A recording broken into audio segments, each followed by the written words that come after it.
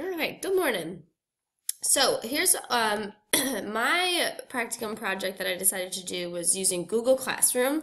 I know a lot of the teachers at my school, I shouldn't say a lot, a couple of the teachers at my school, they've used Google Classroom in their rooms, but they had, like I know our fifth grade, everyone has one-to-one Chromebook access, and I teach fourth grade and we don't have one-to-one Chromebooks, but we do have like five. And then I have three desktop computers. And then there's my computer as well that I've let groups use. And then I also have an iPad that I let some, like my more trustworthy group, I'll let them get on the iPad. So altogether, we have, about 10 devices maybe on a good day. And I emphasize on a good day. But Google Classroom still, it worked. It rocked on. I loved it. So I was unfamiliar with how to do it. So what I had to do, you have to create the Google Classroom. Excuse me. And like at CMS, I have I have a Google Drive with CMS. So then like that's kind of how you create it, through using that. When I tried to use my UNCC to create it, it kind of gave me more of a runaround. It could have been me not doing it correctly, but so then I just used my school stuff and it worked out just fine. So I had to, name it, and then fourth grade, 2015, 2016. So then I had to invite all the kids to participate. So I had to go to students, and where this blue box says invite, I had to go in and I typed in their names. So right here, for example, I had to type in a student's name. So let's just see if I pop up. We'll type me in. Oh, look at that. I don't know why I'm on there twice, but I'm on there twice. So then I would just click my name and then invite students. So it's pretty easy to do because all of my students have they have a at CMS or at student.cms, blah, blah, blah, blah, blah. And it doesn't have their name necessarily. It has their student number, but if you typed in their name, it still works. So there's that. I don't need to invite myself though. So that's pretty easy. So then with the kids, they got, and they were already familiar with Google Classroom because they had done it in a different class. They had do it in like their media special. So all they had to do was accept my invite and then they're in. So then, let's go back. How do I go back? Let's go back. We'll just put it back. Okay.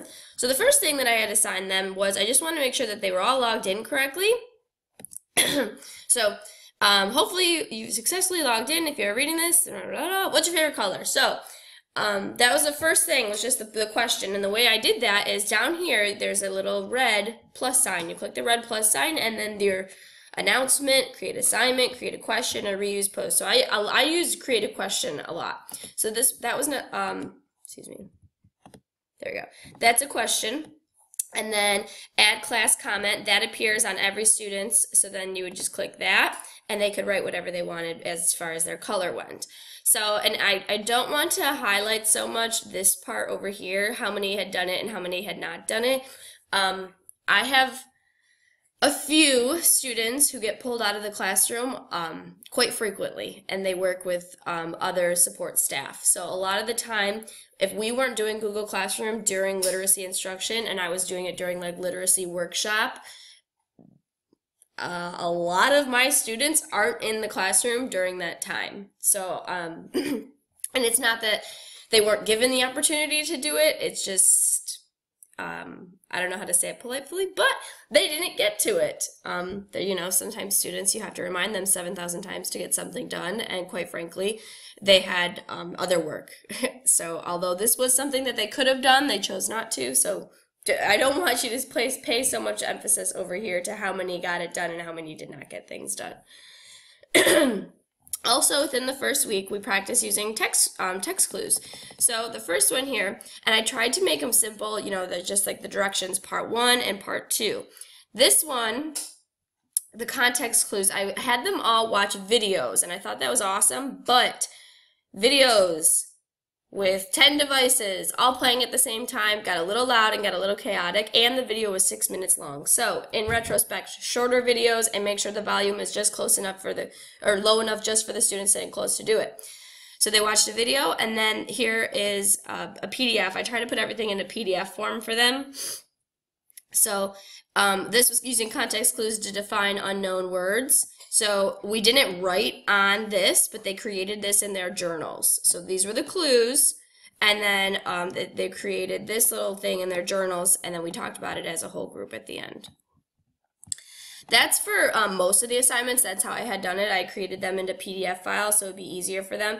But my goal wasn't for them to write on Google Drive for these assignments. My goal was for them to have mass access to one text and without having to use paper copies and without having to project it whole group. So this was an easier way where they all got the same text, but I wasn't using copies, and I also didn't have to project it in the front. So we did 2 days of that. Again, here's another video. It's shorter, and then more context clue practice. Again, these don't mean anything because their work was done in their journals. Their work was not done on the Google Drive. So don't pay too much attention to that. All right. So that was week 1. Week 2. Week 2. This was also part of week 2. So we did 1 week with the context clues, and then the next week we followed up with it. Then we did a number that starts reflection, and this one wasn't. This was a question. If you look down here, these have this. That means it was an assignment. But the next one was a question, and the question just number that starts reflection. Comment below. How do you feel about the book so far? What do you find interesting, disappointing, or surprising? What do you like about the story? What do you predict is going to happen? Again, not everybody got to it because put first things first, and kids who are not in the classroom, I can't force them to do it at home. Excuse me, I have a little bit of cold. So then again, the next one, we did point of view practice.